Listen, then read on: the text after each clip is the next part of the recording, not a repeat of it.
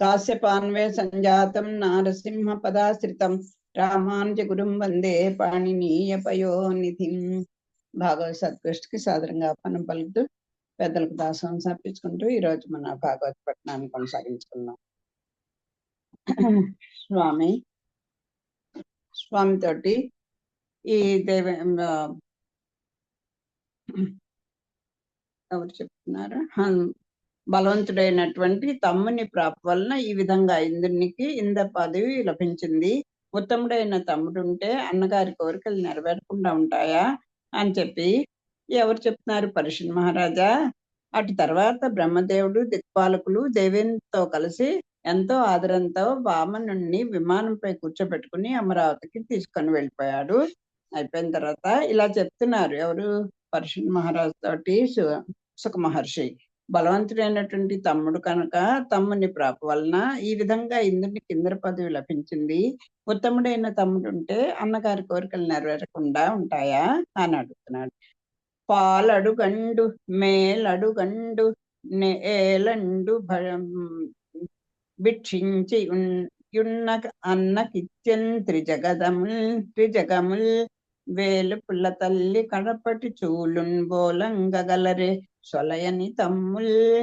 దేవతల తల్లి అదితి దేవికి కడగొట్టు కొడుకైన వామనుడు భిక్షమడిగి సంపాదించిన లోకాలను తన అన్నకే ఇచ్చివేశాడు.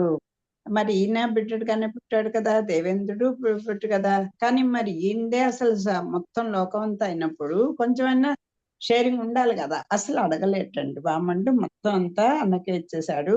అందులో భాగాన్ని అడగలేదు, లాభం అడగలేదు. ఈ విధంగా అన్నల కోసం శ్రమపడిన తమ్ముళ్ళు వామన్తో సాటి కాలేరు అని చెప్పి చెప్తున్నారు. కడుపు ఆదరంబుగాక కొడుకుల కన్ను కంటెన్ తల్లి కొడ కండి చాలు బల్లిదుండు త్రిదశ గణము గన్న అదితి కానుపు తీర్చి జన్ని మేటువడుంగు గన్న ఎట్లు. అనేక మంది కొడుకులున్నా ఇది కాదు, ఆ వంశాన్ని ఉద్ధరించినటువంటి తల్లి కడుపు పండించినటువంటి ఆ ఉత్తముడైనటువంటి కుమారుడు ఒక్కడున్నా చాలు. అలాగా ఈ వామన్ని కన్నటువంటి అదృష్టవంతురాలు అదితి అని చెప్తున్నారు. దేవతల సమూహాన్ని కన్నా అదితి చివరికి అదృష్టం పండేటట్లు వామన్ని కన్నది. తల్లి కడుపు చక్కలేటట్లు గంపెడు కొడుకులను కన్న దానికంటే ఈ విధంగా ఉత్తముడైన ఒక్క వాణ్ణి కన్నా చాలు అని చెప్పి, అంటే వంశాన్ని ఉద్ధరించేవాడు ఒక్కడున్నా చాలు. ఎక్కువ మంది ఉన్నా ఆ కుటుంబానికి మేలు కలిగించి కీర్తి ప్రశ్నలు తెచ్చేవాళ్ళు ఉండాలి తప్ప అలా తెచ్చేవాడు ఒక్కడున్నా చాలండి అని చెప్తున్నారు. ఇట్లు దేవేంద్రుండు వామన భుజ పాలితంబకు త్రిభువన సామ్రాజ్య విభవంబు మరలన్ అంగీకరించే. అప్పుడు బ్రహ్మయు శర్వుండును కుమారుండును భృగు ప్రముఖులైన మునులను పితృదేవతలను దక్షాది ప్రజాపతులను సిద్ధులను వైమానికులను మరియు తక్కిన వారులను పరమాద్భుతంబైన విష్ణు సుమహాకర్మంబులకు ఆశ్చర్యంబు నొందుచు ప్రశంసించుచు ఆడుచున్ పాడుచు తమ నివాసంబుల కొంచనిరి అని చెప్పి సుకుండిట్లనియే. ఈ విధంగా మా పరశురామ మహారాజా ఇలా పై విధంగా వామనుడు సంపాదించిన ఈ 3 లోకాల సామ్రాజ్య సంపదను దేవేంద్రుడు తిరిగి తీసుకున్నాడు. అటు పిమ్మట బ్రహ్మ, శివుడు, కుమారస్వామి, భృగువు మొదలైన మునులు, పితృదేవతలు, దక్షుడు మొదలైన మునులు, ప్రజాపతులు, సిద్ధులు, దేవతలు ఇంకా తక్కిన వారు అచ్చెరువు కొల్పే విష్ణుదేవుని లీలా విలాసాలకు ముచ్చట పడుతూ పొగుడుతూ ఆటపాటలతో తమ నివాసాలకు వెళ్ళినారు. వెళ్ళిపోతూ చూడండి, ఎక్కడన్నా ఒక మంచి విషయాన్ని వినడము మనం చూడడము అలా జరిగితే ఆ కబుర్లే అలా కూర్చుని అందరం చర్చలు చేసుకుంటూ ప్రయాణంలో ఏదైనా ఎంతో ఆనందాన్ని వ్యక్తం చేసుకుంటూ తృప్తిగా పెడతాం కదా, అలా వెళుతున్నారు ఈ మిగతా ఆ పైన చెప్పినటువంటి వారందరూ కూడా. ఇలా వెళ్ళారయ్యా అని సుఖ మహర్షి చెప్తున్నాడు. మనుజనునాథ త్రివిక్రమం మహిమ కొలంది ఎరుంగంతి కరింప లెక్కింప నెవ్వండోపు గుంభి నీరేళ్ళు కణములు గురుతు పెట్టు వాండు నేరండు తక్కిన వారి వశమే. ఓ రాజా, వామన్ని గొప్ప గుణాలను పూర్తిగా తెలుసుకోవడానికి, ఊహించడానికి, లెక్క పెట్టడానికి ఎవరికి సాధ్యము కాదు. భూమిలోని ధూళి కణాలను లెక్క పెట్టగలిగిన వారికైనా ఇది సాధ్యం కాదు. ఇంకా వేరే వారి సంగతి చెప్పేదేముంది? ఈ కుంభిని రేణు కణంబులు గుర్తు పెట్టువాడు అదైనా చేయొచ్చేమో కానీ ఇది మాత్రం సాధ్యం కాదు. అసలు ఇసుక రేణువులు ఎవరన్నా లెక్క పెట్టగలమా అంటే అసాధ్యమైనటువంటి పనిని కూడా సుసాధ్యం చేసుకోవడం అనేది ఎక్కడైనా లోకంలో ఎప్పుడైనా ఏమో తెలియదు. కానీ ఇది మాత్రం స్వామి యొక్క లీలా విలాసాలని మనం ఆయన యొక్క గొప్ప ఔదార్యాన్ని ఆ గుణాల్ని ఎవ్వరూ లెక్క పెట్టలేరు. అద్భుత వర్తనుండగు హరి సద్భావితమైన విమల చరితము వినువాండద్భుత విక్రముడై తుది ఉద్భాసిత లీలన్ పొందు ఉత్తమ గతులన్. ఈ అద్భుతమైన లీలలతో కూడిన విష్ణువును గురించి తెలిపే ఈ పుణ్య చరిత్రను వినేవాడు గొప్ప భాగ్యవంతుడవుతాడు. చివరకు ప్రకాశించే ప్రభావంతో దివ్య సుఖాలు పొందుతాడు. ఎవరైతే ఈ అద్భుతమైనటువంటి ఈ వామన చరిత్రని విన్నవాళ్ళు గొప్ప భాగ్యవంతులు అవుతారు. చివరకు ప్రకాశించే ప్రభావంతో దివ్యమైనటువంటి సుఖాలని పొందుతారు. తగిలి మానుష పైతృక దైవ కర్మ వేళలందున్ త్రివిక్రమ విక్రమంబులెక్కడెక్కడన్ కీర్తింతురెవ్వరే నిన్ పొందుదురు నిత్య సౌఖ్యము భూవరేంద్ర. ఓ రాజా, మానవులకు, పితృదేవతలకు, దేవతలకు సంబంధించిన పుణ్యకార్యాలు చేసేవారు ఎవరైనా త్రివిక్రమని పవిత్ర చరిత్రను కీర్తించితే వారు ఎల్లప్పుడూ సుఖాలు అనుభవిస్తూ ఉంటారు. ఇలాగా పితృ కార్యాలు చేసినప్పుడు మానవులు, పితృదేవతలకు, దేవతలకు ఈ సంబంధించినటువంటి ఈ పుణ్య కార్యాలు చేసే వాళ్ళు ఎవరైనా సరే, అంటే ఏదైనా ఒక పుణ్య కార్యాన్ని చేసుకునేటప్పుడు ఎవరైనా సరే ఈ త్రివిక్రమ యొక్క చరిత్రని కనుక కీర్తించితే ఒకసారి అలా తరుచుకొని చదువు చేసుకుంటే, సంకీర్తన చేసుకుంటే, వింటే వారు ఎల్లప్పుడూ సుఖాలు అనుభవిస్తారు అని ఫలశ్రుతి చెప్తున్నారు. తర్వాత స్వామి యొక్క మత్స్యావతారాన్ని కథ ప్రారంభం అవుతోంది. అని ఇట్లు శుకుండు రాజునకు వామనావతార చరిత్రము చెప్పినని సూతుండు మునులకు చెప్పిన విని వార్ల కథనికి ఇట్లనిరి. పై విధంగా శుకుడు పరిషత్తుకు వామనావతార కథను చెప్పినాడని సూతుడు సౌనకాది మహర్షికి తెలిపినాడు. అప్పుడు సౌనకాది మునులు సూతునితో ఇట్లా అన్నారు. సుఖ మహర్షి పరిషత్ మహారాజుకు ఈ రకంగా ఈ వామన చరిత్రను చెప్పాడు అని సూతుల వారు సౌనకాది మునులందరికీ కూడా చెప్తే అది అన్ని విన్నటువంటి వాళ్ళు సూత మహామునితో ఇలా అంటున్నారు. విమలాత్మ విను మాకు వెట్క అయ్యడు మున్ను హరిమత్యమైన వృత్తాంతమెల్లన్ కర్మబద్ధుని భంగిక నుండి ఈశ్వరుండు లోక నిందితంబై తమో నిలయమైన మీన రూపమే నేల మేలని ధరించే ఎక్కడ వర్తించే ఏమి చేసే ఆద్యమై వెలయు ఆ అయ్యవతారమునకు ఎయ్యది కారణంబు కార్యాంశమెట్లు నీదు దగుదు మాకు నిఖిలంబు నెరిగింపం తెలియం చెప్పవలయువా దేవదేవు చరితమఖిలోక సౌభాగ్యకరణంబుగాదే విస్తరింపు క్రమము తోడా అని. ఓ పుణ్యాత్ముడా, పూర్వం విష్ణు మత్స్యావతారాన్ని ధరించిన వృత్తాంతం వినాలని కుతూహలంగా ఉంది. భగవంతుడు కర్మకు కట్టుబడిన వాని వలె లోకంలో గౌరవము, జ్ఞానము లేని చేప రూపాన్ని ఎందుకు ధరించినాడు? ఎక్కడుండినాడు? ఏమి చేసినాడు? మొదటిదైన ఆ అవతారానికి కారణమేమి? దాని అవసరమేమి? దీన్నంతా తెలుపుగల సమర్థుడవు నీవే.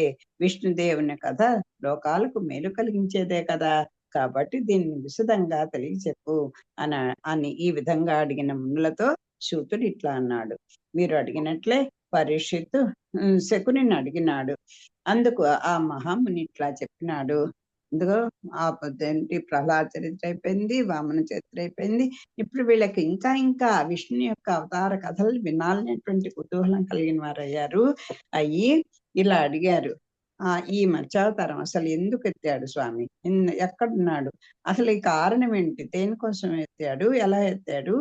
ఏమిటి? ఏదైనా స్వామి చరితము దేవదేవుని చరితము అఖిల లోక సౌభాగ్యకరణం కాదా కదా, అంచేత వివరంగా మాకు చెప్పవలసింది అని చెప్పి అడుగుతున్నారు. అసలు ఇంతకీ వాళ్ళ వాళ్ళ యొక్క పెద్ద డౌట్ ఏంటి?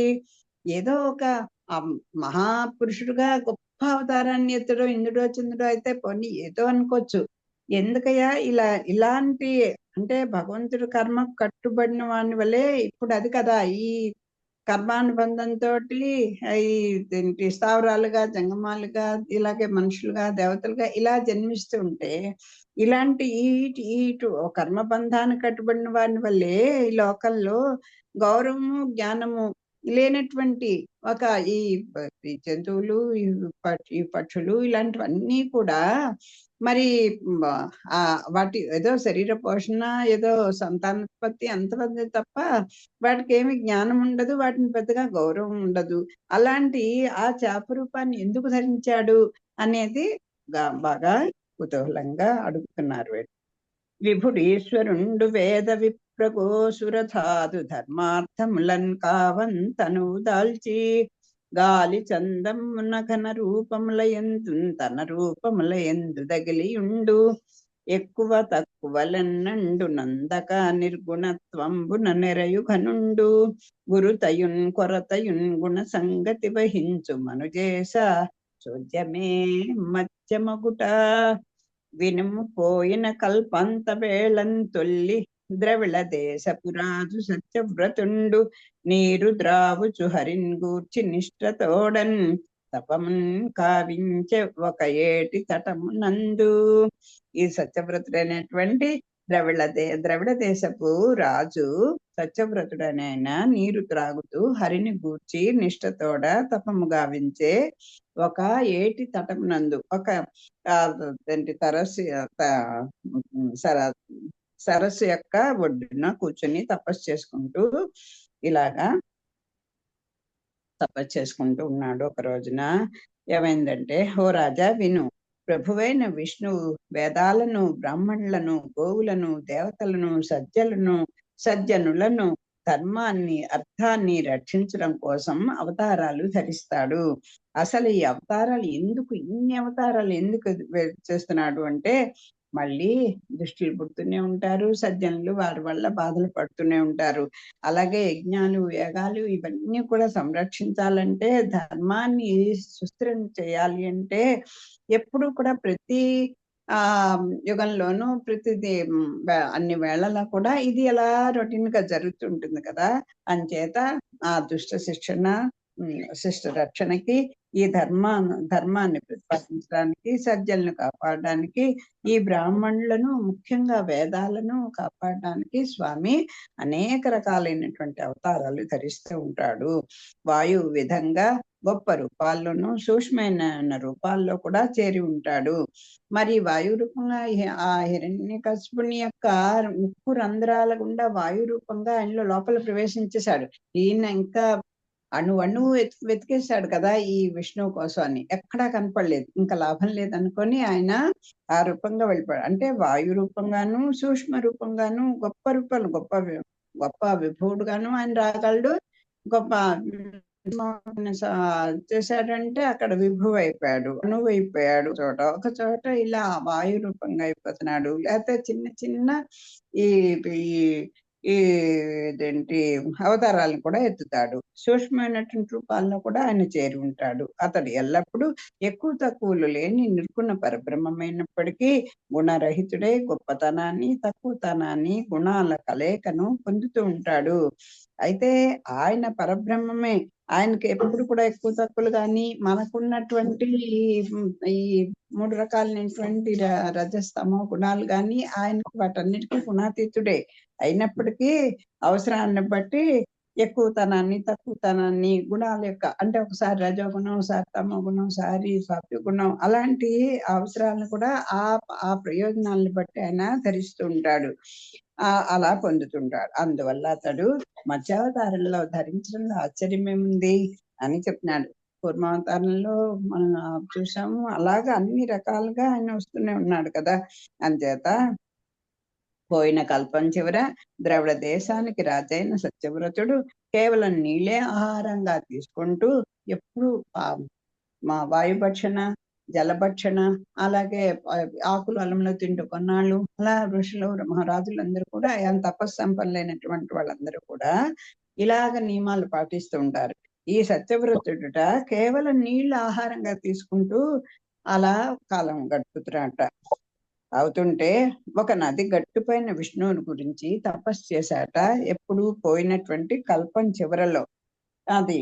మరియు ఒకనాడు ఆ మేదినీకాంతుండు కృత మాలికయను ఏటి కొంత హరి సమర్పణముగా జలతర్పణంబు చేయుచున్న సమయమున ఆ రాజు దోసిట ఒక్క మీను పిల్ల దవిలి వచ్చిన ఉలికిపడి మరలం తరంగిణి జలంబునందు శకుల శాబకంబు విడిచే అట్లు విడివడి నీటిలో నుండి జలచర పోతంబు భూతలేశ్వరునకు ఇట్లనే. ఒకనాడు ఈయన ఏం చేశారు సత్యవ్రతుడు, ఒకనాడు కృత మాలిక అనేటువంటి ఒక నది దగ్గరట దగ్గర విష్ణు ప్రీతి కలిగేటట్టుగా నీళ్లతో తర్పణం పెడుచుకుంటున్నాడు. అర్ఘ్యాన్ని విడుస్తున్నాడు నీళ్లతోటి. విడుస్తుంటే అప్పుడు అతని దోశల్లోకి ఒక చేప పిల్ల కనిపించింద. కనిపించేసరికి ఉలిక్కిపడ్డాడు. బాబోయ్ ఇలా వచ్చింది ఏంటని వెంటనే నీళ్లలో వదిలేశాడు. వదిలేస్తే ఆ నదిలో చేరినటువంటి ఆ చేప పిల్లట రాజుతో ఇట్లా చెప్పిందిట. పాటి వచ్చిన జ్ఞాతి ఘాతులు పాప జాతి జశంబులు ఈ ఏటన్ కొండక మీను పిల్లల నేరి పట్టి వధింప అచ్చోట నుండక నీది దోసిలి చొచ్చి వచ్చిన నన్ను నట్టేటన్ త్రోవంగ పాడియే కృపయంత లేక దయానిధి. స్వామి యొక్క లీలల్లో ఇదొక చక్కని అనిమిచ్చలాంటి పద్యం చూడండి. ఓ దయామయుడా, ఈ నదిలో దాయాదులను చంపే పాపిష్టి చేపలున్నాయి. ఆ చిన్న చేపలను పట్టి అవి చిన్న చేపలను పట్టి మింగుతుంటాయి. అందువల్ల ఇక్కడ ఉండలేక నీ దోసిట్లోకి వచ్చినాను. దయ లేకుండా నన్ను నట్టేట్లో త్రోయడం న్యాయం కాదు. ఏడు నన్ను అలా నట్టేట్లో ముంచేస్తావా అని చెప్పి నిన్ను నమ్ముకుని వస్తే నన్ను నట్టేటి ముంచుతావా అని అడుగుతుంటాను. చూడండి ఎంత మన జీవితాలకి సహజంగా దగ్గరగా ఉందో చూడండి ఈ పద్యం. అలాగా నేను పాటు వచ్చిన జ్ఞాతి ఘాతులు అంటే మన దయాదులే కానీ మనకు వెన్నుపోటు పొడిచేటువంటి పాపజాతి ఉన్నారు. వాళ్ళు అలా వృషం అంటే చేప కదా. ఆ జశంబులు ఈ ఏటన్ అంటే ఈ ఏట్లో ఈ నదిలో కొండక మీను పిల్లలను ఏరి పట్టి వధింపన్ అలా చిన్న చిన్న చేపలన్నిటిని పట్టి భక్షించేస్తుంటే ఆ చోట ఉండక అక్కడ నేను ఇంకా ఉండలేకపోయాను. నీదు దోశలి చొచ్చి వచ్చిన ఏదో నీకు నాకు అమ్మయ్య ఆశ్రయం దొరికిందంటూ నీ చేతిలోకి వచ్చి నేను వచ్చి పడితే నన్ను నట్టేటం త్రోవంగా పడే నన్ను ఇలా నట్టేట్లో మళ్ళీ పడేస్తావా? ఇదేమన్నా ఉందా? న్యాయంగా ఉందా? పడి అంటే న్యాయమా? కృప ఇంత లేక అసలు కొంచెం కూడా దయ ఉండద్దా? దయానిధి, నువ్వు దయానిధివి కదా, ఇలా చెయ్యొచ్చా అని అడుగుతున్నాడు. వలలందారు నింక వచ్చి జాలరి వేటన్ కారు నేరు గలంచి కారబెట్టి మిడిసిపోనీక మడన్ బట్టుకొనియదరన్ అప్పుడెందున్ చొత్తు అనక చరిత. సరే ఏదో ఆ వాళ్ళని తప్పించుకుని నీ దగ్గరికి వచ్చా అంటే నువ్వు పడేశావు. ఇప్పుడు జాలరి వాళ్ళు వచ్చి వాళ్ళు వేసేటువంటి వలల్లో నన్ను చిక్కించేసుకొని పట్టుకుపోతారు. అప్పుడు నేను ఎక్కడ దాక్కుంటానయ్యా చెప్పు? నాకు రక్షణ ప్రదేశం కోసం కదా నిన్ను ఆశ్రయించి వచ్చాను అని చెప్తున్నాడు. ఓ పుణ్యాత్ముడా, ఇంకా చేపలు పట్టేవారు వలలు తీసుకుని వస్తారు. ఇదిగో ఇంకేం లేని వదిలేసావు. ఇప్పుడు ఆ వలలు పట్టుకుని జాలరి వాళ్ళు వస్తారు. నదిని కలత పెట్టి ఎక్కడెక్కడెక్కడెక్కడ ఉన్నామని వెతికి ఎర్రలు చూపించి మమ్మల్ని పట్టేస్తారు, కలత పెట్టేస్తారు. ఈ నదిని అంతా కూడా అల్లకల్లం చేసేసి నన్ను బంధించేస్తారు. తప్పించుకోకుండా వాళ్ళు వెంటనే ఇలా పడ్డాం లేదా మెడ పట్టుకొని ఒక్కటి తీసి బుట్టల్లో పడేస్తుంటారు కదా. అప్పుడు నేను ఎక్కడ దాక్కోగలను చెప్పు అని అడుగుతున్నాడు. భక్షించు నుండి జశములు శిక్షింతురు దూర్తులొండెన్ చెడకుండ నను రక్షింపు దీనవత్సల రక్షీణులన్ గాచు కంటే భాగ్యము కలదే. నువ్వు మహారాజు కదా, ఈ ఇక్కడ ఉన్నటువంటి ఈ ఈ భూతరాశిని అంతటిని కూడా రక్షించేటువంటి బాధ్యత నీకు ఉంది కదయ్యా. ఓ దీనవత్సల, దీనుల్ని కాపాడే, ఆశ్రయించిన వాళ్ళని కాపాడేటువంటి వాడా. ఆ సంబోధనలు కూడా చూడండి, సమయానికి తగినట్టుగా ఉంటాయి చక్కగా. నన్ను పెద్ద చేపలైనా తినేస్తాయి, అదిగో మాకన్నా బలవంతులైనటువంటివి ఎన్నో బలం కలిగినటువంటి పెద్ద పెద్ద చేపలు ఉన్నాయి, అవైనా వాటికైనా నేను బలైపోవాల్సిందే.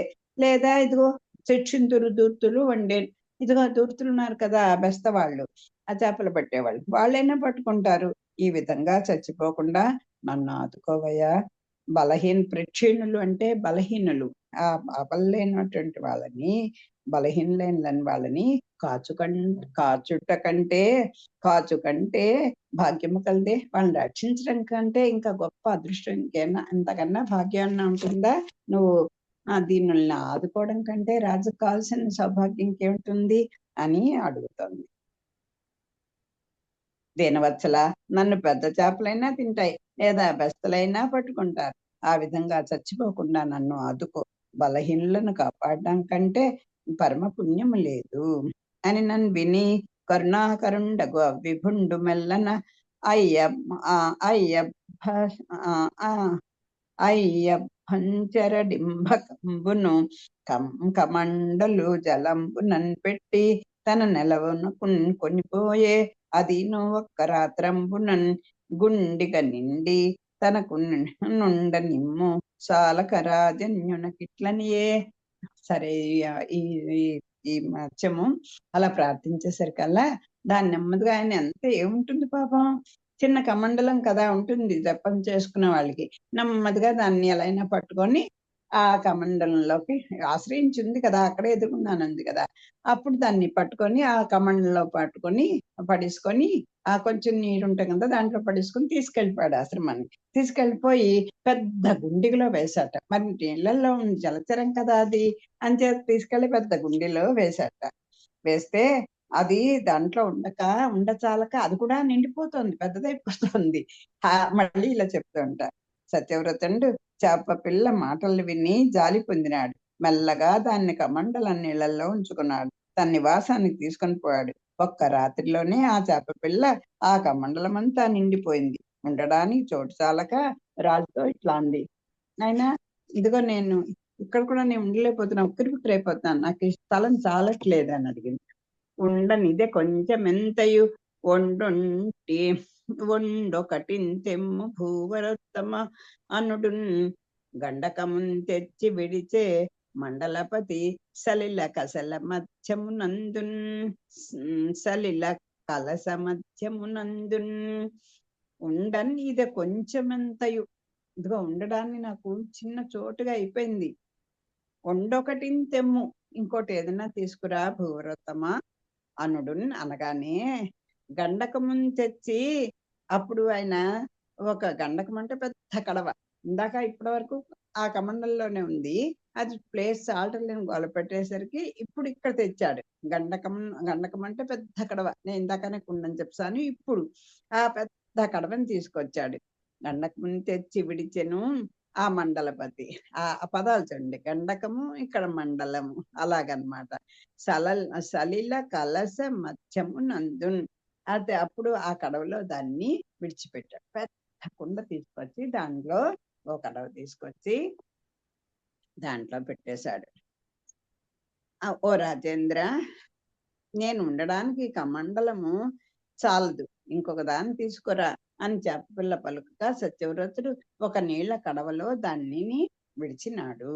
అదిను ముహూర్త మాత్రం నాకు 3 చేతుల నిడుపై యుదంచనంబు నిండి పట్టుసాలక వేరొండు తెమ్మనన్ అనవుడు ఆ రాజపట్టి కరుణాగుణంబునకు నేడపట్టుగావున గండకమ్ము నొండొక్క చిరుత మడుగునునిచే. అదియును ఆ సరోవర జలంబునకు అగలంబై తనకు సంచరింపనిది కొంచెం పని పలికినన్ పుడమి 2 మంచివాడగుటం చేసి ఆ ఆ ఆ కంతరంబు ఉదంచిత జలాస్పదం పైన హ్రదమునందు నిడియే అదిను ఆ సలిలాశయంబునకున్ అధికంపై పెరుగన్ ఇమ్ము సాలదని చెప్పుకొనిన అపుణ్యుండు ఒప్పెడి నడవిన్ తప్పని వాడైనన్ కతంబున అమ్మహామీనంబున్ మహాన్నవంబున విడిచే అదిను మక మకరాకరంబునన్ పడి రాజునకిట్లను వెను మొసళ్ళు ముసరికొని కసి మసంగి మింగెడి ఇంతకాలంబు నడిపి కడపట దిగబిడుటకు బడలన్ దిగుమని ఎంగిలింపన్ తెలిసి అన్నీటి తిరుగుడు ప్రోడకున్ పుడమిరేడు ఇట్లనియే. ఇది చూడండి ఎంత ఎంత బాగుందో ఇది. ఏం చేశాడు, అది ముహూర్త మాత్రమునకు 3 చేతులు నిండిపోయి ఇంకా పెద్ద పెరిగిపోతుంది. క్షణకాలంలోనే ఆ చేప 3 చేతుల పొడవైపోయింట. ఆ ప్రాంతం అంతా నిండిపోయిందిట. ఆ పాత్ర అంతా నిండిపోయింది. పెద్ద కడవ తెచ్చాడు, దాంట్లో వేశాడు కదా, అదంతా పెద్ద పొడుగు అయిపోయి అది అంతా నిండిపోయిందిట. చోటు చాలటం లేదు, ఇంకోటి తెమ్మని అడిగింట. ఆయన ఇక్కడ 3 పదాలు వేస్తున్నాడు చూడండి. అక్కడ మీనానికి ఒక 3 రకాలైనటువంటి పదాలు, రాజుకు కూడా అలాంటి 3 రకాలైనటువంటి. ఆ రాచపట్టి కరుణాగుణమునకు నీడ పట్టు కావున, ఆ కరుణ అనేటువంటి ఆ గుణానికి ఒక ఆటపట్టు, అంటే ఆ నలవైనటువంటి కరుణా సముద్రుడు ఆయన. అంచేత ఇలా అడిగేసరికల్లా ఇంకో ఆ దయామయుడైనటువంటి ఆ సత్యవ్రతుడు ఆ చేపను ఒక చిన్న మడుగులో వేశాడు. చిన్న నీటి పట్లు ఉంటాయి కదా, అలా చిన్న మడుగులో విడిచాట ఫస్ట్. ఆ మడుగు కంటే పెద్దదైపోయి నేను తిరగడానికి చాలడం లేదా అని చెప్పింట. అప్పుడు చెప్పేసరికల్లా రాచపట్టి గండకమ్ము నుండొకన్ చిరుత మడుగునన్ ఉంచే అదీను ఆ సరోవర జలమునకు అగ్గలంపై దానికి ఇంకా పెద్దదైపోయి తనకు సంచరింపై ఇది కొంచెం పని పలికిన అబ్బాయి ఇక్కడ నేను సంచరించడానికి నాకు ప్లేస్ లేదని అడిగేసరికల్లా ఆ పుడమిరేడు ఆ పుడమి అంటే భూమికి భర్త అంటే ఆ రాజు మంచివాడు అవటం చేసి ఇంకా ఇది అక్కడ పెడితే కమలం అంటే కాదంది, పెద్ద కడవ తెచ్చారు అది కాదంది, మడుగు అన్నాడు మడుగులో వేశాడు అది కాదంది చాలదంది, మళ్ళీ చిన్న సరోవరంలో వేశాడు, ఒక సరస్సులో వేశారు సరస్సులో అది కూడా చాలదంటోంది. అయినా కూడా పాప ఆయన మంచివాడవటం చేత చేసి ఆ కంచరంబు ఉదంచిత జలాస్పదంబైన హ్రదనంబునందు వదిలే. అప్పుడు ఇంకా ఏం చేశాడు ఆ రాజు, ఎక్కువ నీళ్లు, హ్రదం అంటే పెద్ద చెరువు, చిన్న నీటి మడుగు అయిపోయింది, చిన్న సరస్సు అయిపోయింది, ఇప్పుడు చాలా పెద్ద పెద్ద సరస్సులో విడిచేశాడు. ఆ చెరువు కంటే కూడా అది ఇంకా పెద్దదైపోతుంది. అదిను ఆ సలిలాశయంబునకు అధికంపై పెరుగా నిమ్ము చాలదని చెప్పుకొని ఆ పుణ్యాత్ముడు ఆయన మహాపుణ్య పురుషుడు కనుక మళ్ళీ దాన్ని తీసుకెళ్ళి మళ్ళీ సముద్రం, సరే ఈ నీటి పట్ల నీకేం చాలవనైనా ఎందుకు సముద్రంలో వదిలేస్తానని సముద్రంలో విడిచేశాడు.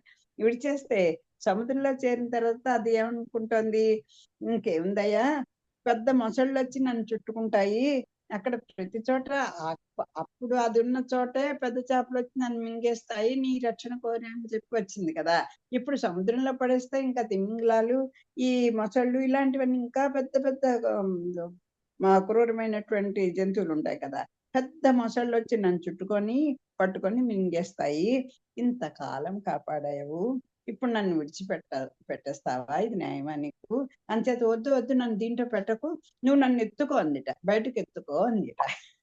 ఆ చేప రాజుతో మొరపెట్టుకుంది. అప్పుడు నెప్పరి అయిన చేపతో ఆ రాజు ఇట్లా, అమ్మా ఎంత టక్కరిదానివి, ఇలా ఇలా ఇలా పెరిగిపోయి నన్ను నా సహనాన్ని పరీక్ష చేస్తున్నావా అనుకొని ఇలా మాట్లాడుతున్నట్ట. ఒక దినంబున శతయోజన మాత్రం విస్తరించెదవు నీవు వినుము చూడ, ఇటువంటి జషముల నన్నండు నెరుగము మీనజాతుల కిట్టి మేను గలదే, ఏమిటి కెవ్వండని వీల త్రిప్పెదు కరుణా నా ఆ పన్నులన్ గావవేడి, అంబశ్చరంబైన హరివి నేనెరింగితిన్ అవ్యయ నారాయణాభిధాన, జనన సంస్థితి సంహార చతుర చిత్త, దీనులకు భక్తులకు మాకు దిక్కు నీవ, నీదు లీలావతారముల్ నిఖిల భూత భూతి హేతువుల్ మొక్కెదన్ పురుషవర్యా. ఓ నాయన, ఓ పురుషోత్తమా, ఇప్పుడు నాకు అర్థమైపోయింది అయ్యా. ఈ ఈ మామూలు చేపలకి ఇలాంటి శరీరం జరుగుతుంది ఇలా క్షణాల్లో. ఏదో కొంచెం మామూలుగా ఒక చిన్న జంతువు కాస్త పెద్దవడం చూసాను తప్ప, సముద్రంలో కూడా అధిక చాలదు ఇది చాలదని క్షణాల మీద పెరిగిపోతున్నటువంటి ఇటువంటి శరీరం కలిగినటువంటి చేపల్ని నేను ఇప్పటివరకు ఎక్కడా చూడలేదయ్యా. అప్పుడు ఈయన మరి భక్తితో హాయిగా తపస్సు చేసుకుంటున్నవాడు, భగవత్వతో ఎరిగిన వాడు కనుక వెంటనే, స్వామి నారాయణ నువ్వేనయ్యా, నువ్వే ఇలా వచ్చావా, నన్ను పరీక్ష చేస్తే నేనేమన్నా తట్టుకోగలనా, నువ్వే కదా ఈ భూతి హేతువులు మొక్కెదన్, నీకు నీది లీలావతారములు నిఖిల భూత భూతి హేతువులు, ఈ ఈ వీటన్నిటికీ కూడా, ఈ చరాచర ప్రపంచం అన్నిటికీ కూడా నువ్వే, దీనులకు భక్తులకు మాకు దిక్కు నీవ. దిక్కులేని వాళ్ళకి భక్తులకి అందరికీ కూడా నువ్వే మా దిక్కైన వాడివి కదా, అంచేత నీకు మొక్కెదన్నా అని ఓ దాసోహం పెట్టేశాడు. నా వల్ల కాదు నాయన, నువ్వెవరివో చెప్పు, నీ ఏమిటికివ్వండా ఇలా తిప్పుదవు, ఎందుకయ్యా నన్ను ఇలా తిప్పలు పెడుతున్నావు, ఎందుకు ఇలా తిప్పుతున్నావు, ఎందుకు ఇలా పెరుగుతున్నావు, అసలు నువ్వు ఎక్కడి వాడివి, ఏమిటి మీనజాతులకి ఇట్టి మేను కలదే, ఇటువంటి శరీరం అసలు చేపలకి ఎక్కడైనా ఉంటుందా అని అడుగుతున్నాడు. ఒక్క రోజులోనే నీవు 100 ఆమడల దూరం వ్యాపించావు. ఇటువంటి చేపలను మేము ఎన్నడూ కని విని ఎరగరు, ఎవరు చెప్పుకోవడం లేదు, చూడలేదయ్యా బాబు. చేప జాతులకు ఇంతటి శరీరం ఉండదు. నీవెవరు, ఎందులకు ఇబ్బంది పెడుతున్నావు, నీవు దీనులను కాపాడడం కోసం చేప రూపం ధరించిన విష్ణుదేవుడవని నేను తెలుసుకున్నాను. ఏదో ఒక కారణం కోసమని నువ్వు మళ్ళీ ఈ ఈ మీన రూపాన్ని ధరిస్తున్నావని నాకు అర్థమైపోయింది. అంచేత అచ్యుత నారాయణ, లోకాలను సృష్టించి పోషించి లయం చేసే మహానుభావుడు నువ్వు, సృష్టి స్థితి లయకారకుడు నువ్వు కదా. దిక్కులేని భక్తులమైన మాకు నీవే దిక్కు. మహిమతో కూడిన నీ అవతారాలు అన్ని ప్రాణులకు మేలు కలిగిస్తాయి.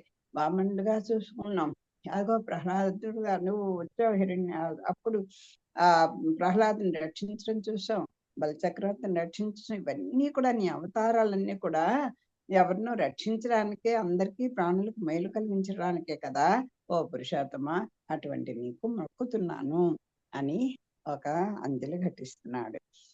ఇతరులము గాము చిస్సంగతులము, మా పాల నీవు కలిగితే భక్త స్థితుడవగు, నిన్ను నెప్పుడు అతి చేసిన వానికేల నాశము కలుగున్. నిన్ను ఎప్పుడు అతి చేసిన వానికి, నిన్ను గొప్పగా, నిన్ను అబ్బా ఇంతటి వాడు లేడు, ఈయనే ఆ మొదలు తుది ఎదగనటువంటి వాడు, ఈయన తర్వాత ఇంకా ఎవ్వరు లేరు అంటే, ఆయనతో సమానుడు లేడు, అధికుడు లేడని ఎప్పుడైతే తెలుసుకున్న వాళ్ళకి నాశనము ఎలా కలుగు, వాళ్ళకి ఏమన్నా అసలు ఆ దుఃఖాలనే కానీ ఏమన్నా చేటు ఉంటుందా, ఏమన్నా కష్టాలనే ఉంటాయా అని చెప్తున్నాడు.